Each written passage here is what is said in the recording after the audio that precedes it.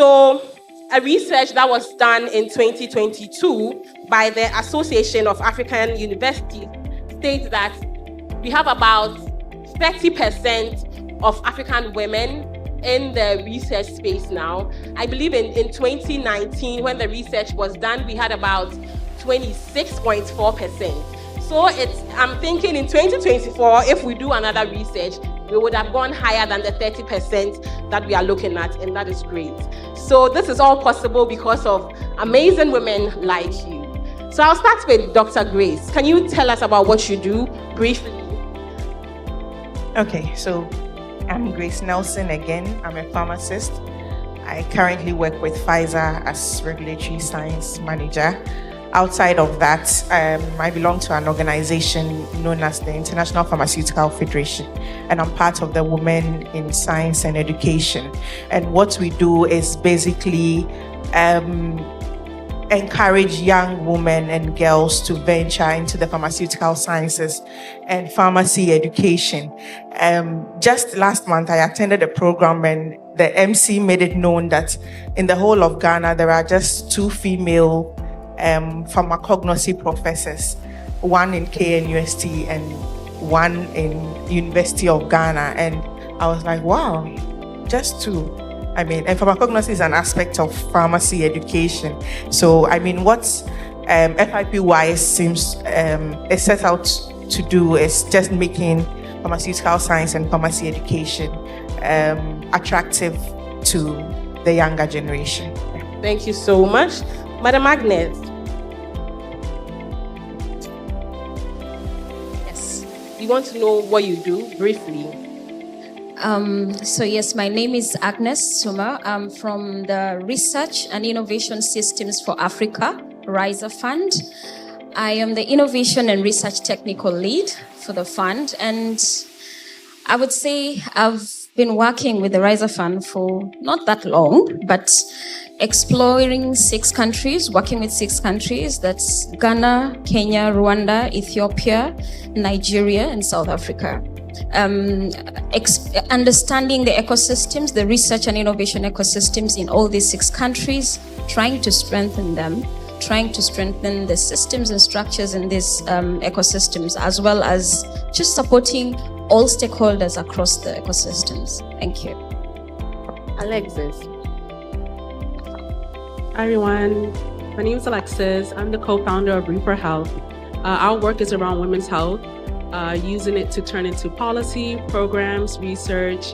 We're primarily based in the US and we've now expanded to Ghana, and we're working with policymakers to implement solutions around women's health. Okay, thank you. Good afternoon, everyone. They're not answering. Good afternoon, everyone. Lovely. My name is Maureen Ochako. I'd like to introduce myself as a commercialization enthusiast because we enable research commercialization, right? And, just as a way of introducing myself, I'd like to say one quote. Outcomes in life are influenced by forces other than individual forces. And I think that's where we come in through several programs. And for the program particularly, the program director, Research to Commercialization, where we seek a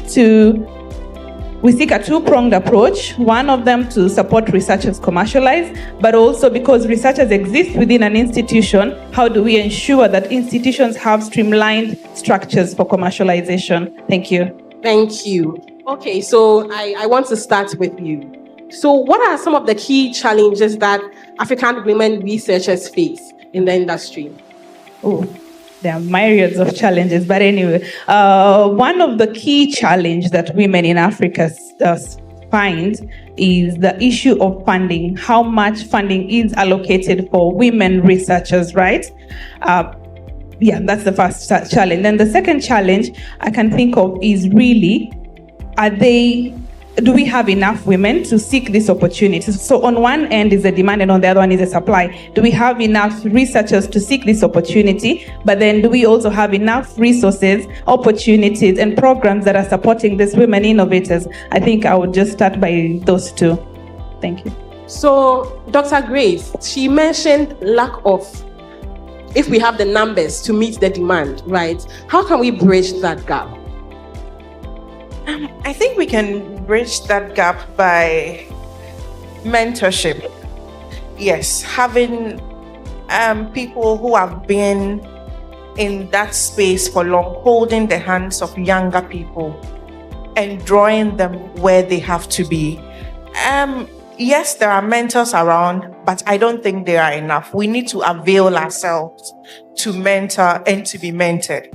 I mean, I've been lucky to have a mentor who has held my hand over the years. She has introduced me to people. She has literally held my hand and taken me to offices to introduce me to people that, look, I'm no longer in this role, but if you need anything, Grace will be the best person.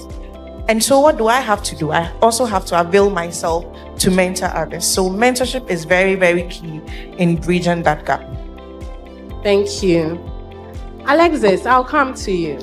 So I see you are into maternal health, right? And I see how you collaborate with, I've seen some of your works, and I've seen the collaboration that you're doing here in Ghana. How has it been for you navigating your way through collaboration and networking? How has it been? Yeah, I think that's a really good question. I think what we find here is that there are a lot of brilliant researchers doing phenomenal work, but there isn't enough of that being translated to other areas. So like policy, for example. And so I think what we want to see more of is, how do you take a research white paper and sort of present it to communities in a way that they want to know more, right? And so that could be by talking about climate change in Ghana, in Ewe, in Tree. It can be through animation. And so we really work with policymakers and researchers to bridge that gap, that you can have this phenomenal research paper, but if you're not communicating to the public in an efficient way that they understand and they relate, it sort of like doesn't do much good. I also don't think that people find value enough to finance research. And I think that's really on our part to make sure that there's an ecosystem where all sectors benefit, right? So it doesn't just end with the research, but it translates into policy and programs that can really help inform more research and really make an impact. And so I always tell people that monitoring and evaluation is not something you think about afterwards, it's something you think about before you even start. And so there's so many components that we're learning from, but I think there's so much great work happening in Ghana. We just want to take that data point and present it to the public in a way that they actually want to learn more. Thank you. Madam Agnes, what are some of the challenges that you have personally faced as a woman in research and innovation? Wow, I didn't see that coming. Would you believe if I told you, as I was starting my PhD, I experienced, it's quite sensitive, by the way, and that is something that women face. I would almost call it sexual harassment. And women face that. And it's something that we realized through one of our grantees, our partners, Mawazo Institute. They did a cohort, and the last cohort, they had very sensitive issues coming up during the sessions that the women were taken through. They even needed to bring in specialists who would counsel them, because you realize that women go through so much in their journey. And now I'm talking about PhD, these are scholars, what they have to go through to actually get to finish. And there are so many stories out there.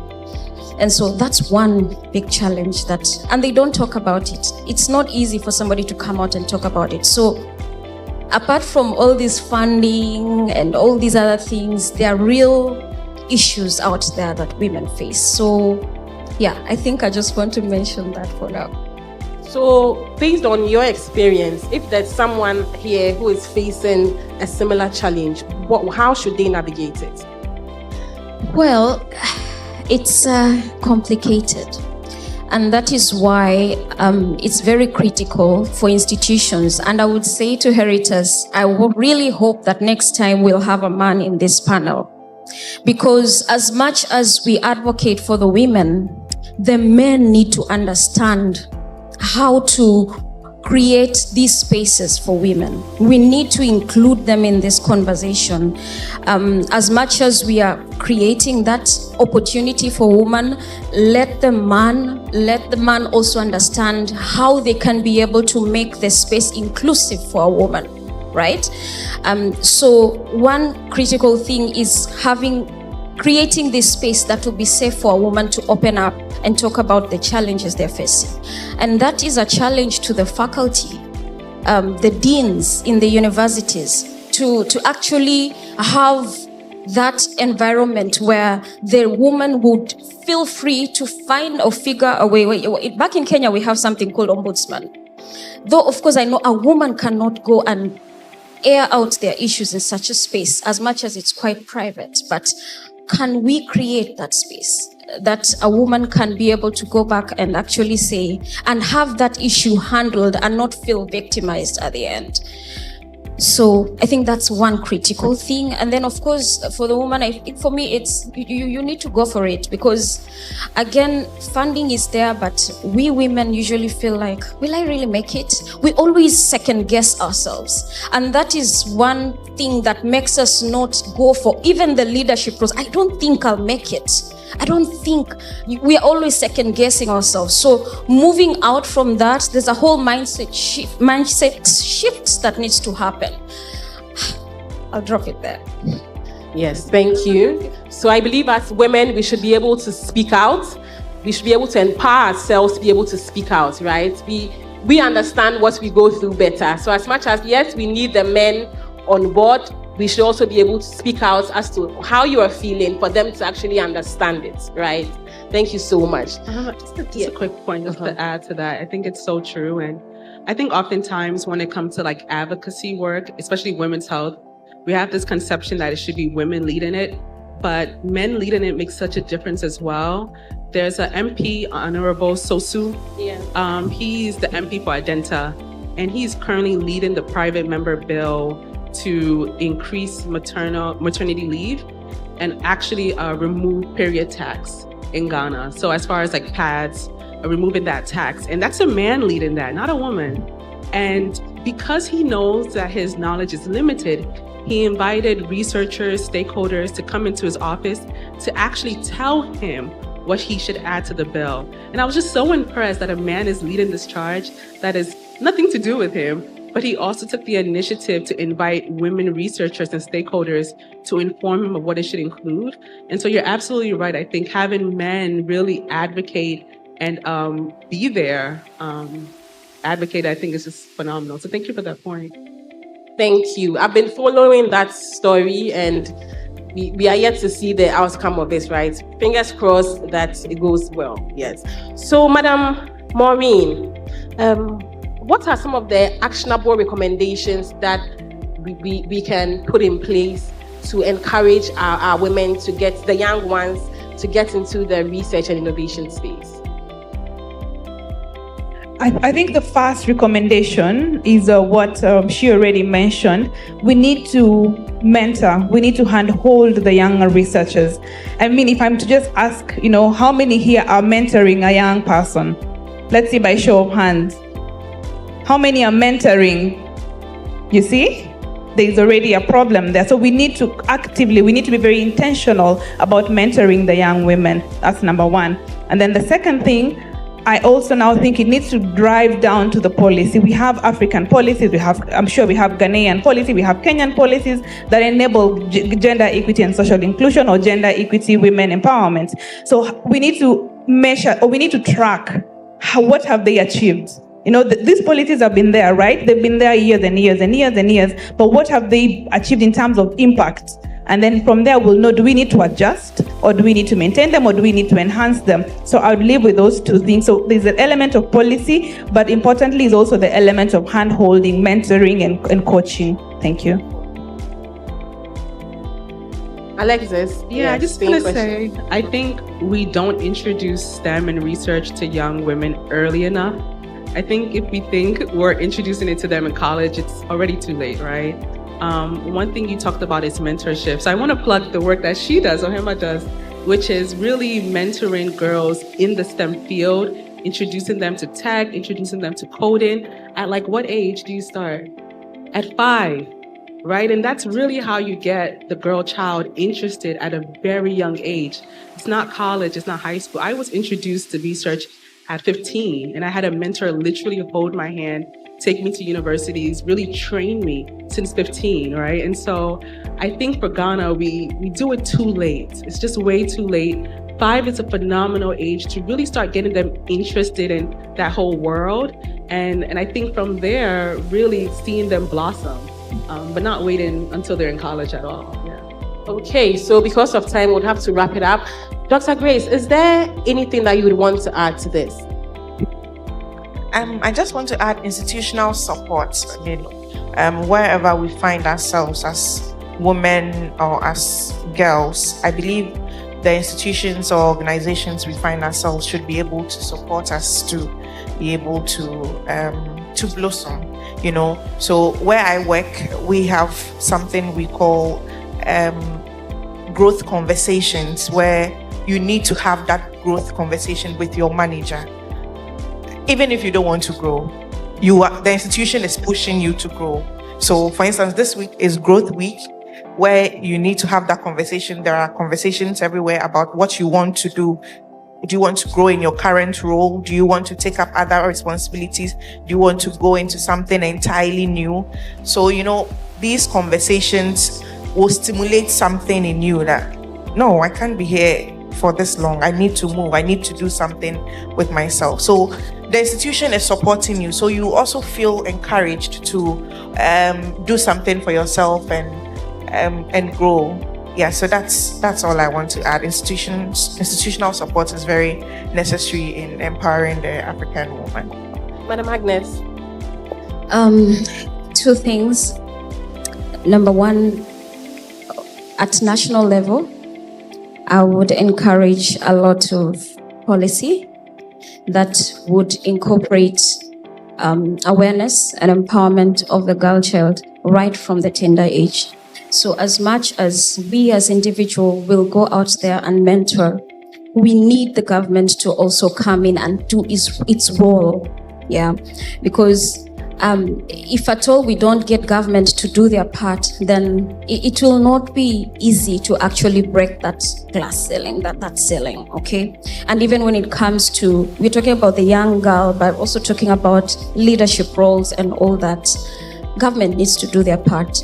And like Grace has mentioned, at institutional level, for me, I would recommend, can they be bringing in, from any institution, wherever, whether it's an academic institution, whatever it is, bringing in previous alumni to come and share their journey and share their experience.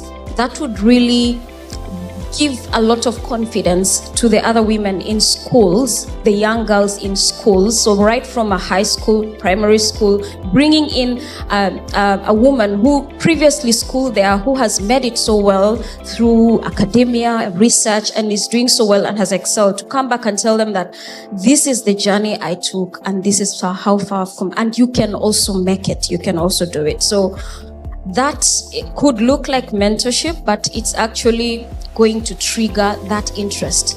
Because you realize, by the way, young girls, as they transition in their journey in studies, they tend to drop some of these sciences. Why? Because they don't know the importance. Like, I want to do art, so yeah, I can drop physics, I can drop chemistry. And at the end of the day, they realize that maybe I wasn't really sure about what I wanted. Of course, the career fairs really help. Back then, we never used to have that much, but right now, at least in Kenya, we see a lot of that going on, and it should continue. So as much as we're doing career fairs, alumni is coming in, sharing their stories and all that, that will really build. Thank you. Just one point. I know we talk about policy enough. There's a policy currently on the table that I really want people to just encourage, really follow Honorable Sosu in that private member bill, to just really support it. And it's really extended maternity leave, because as women, you have to really respect her full journey, right? So if she decides to be a mother and a wife, that part of that journey also has to be respected and supported. And oftentimes, researchers don't go as far the moment they decide to be mothers and wives, because institutions are not mandated to support them. And so if we can extend maternity leave that allows them to still have a livable income while caring for their children, so that when they transition back, they will not be penalized, they will not be fired for choosing to take care of their baby for an extended period of time, really supported her throughout all points of her life so that she can excel in research, because it's such a male-dominated industry and they don't have to deal with the issue of being pregnant. And so how do we support women that actually are contributing back to society with their bodies? Thank you, Alexis. I think I also just want to make one last remark. It's about unconscious gender bias, right? I don't know, at least my experience is whenever we're in a meeting and somehow the tea is late, I'm supposed to know why it is late. But I'm there as a technical person, so how am I supposed to know where the tea is? But anytime, it's 10, people are looking at you. So there's that also unconscious gender bias, which I wanted to speak about. But also just for us women, or not only just women, actually, I would extend it to JC, gender equity and social inclusion. So when you have that seat at the table, are you able to speak out? Are people listening to you? Is your voice heard? Is your voice being implemented? So just not being, it's not just about getting a seat at the table because you could be the tea girl for some strange reason. But you have a seat at the table. Does your voice get heard? Is your feedback or input considered?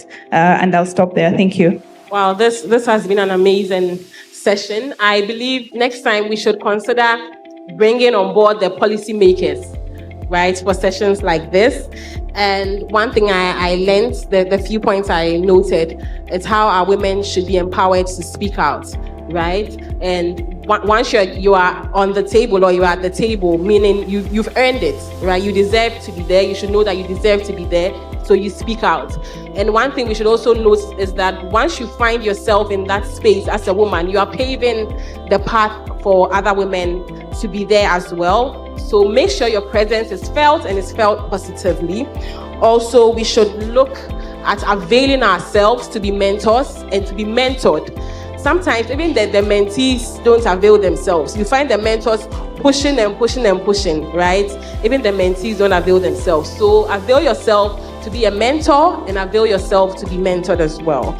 And we should also look at introducing our young ones to the field of research and innovation at an early age. Thank you all so much for being here today. It's been great having you.